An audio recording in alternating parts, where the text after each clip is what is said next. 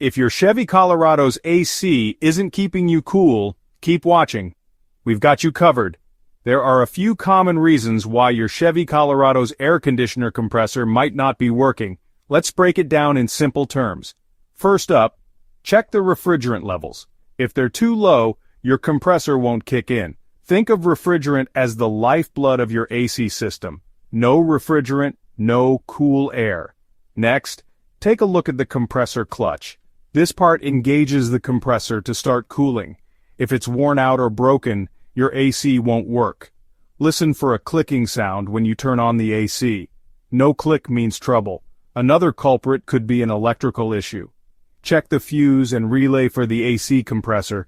A blown fuse or faulty relay can stop the compressor from working. It's like trying to start a car with no battery. Lastly, the compressor itself might be the problem.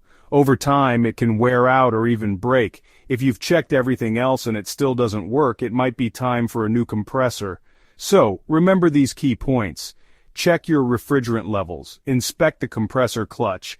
Look for electrical issues, and consider the age of the compressor. Stay cool and keep your Chevy Colorado running smoothly.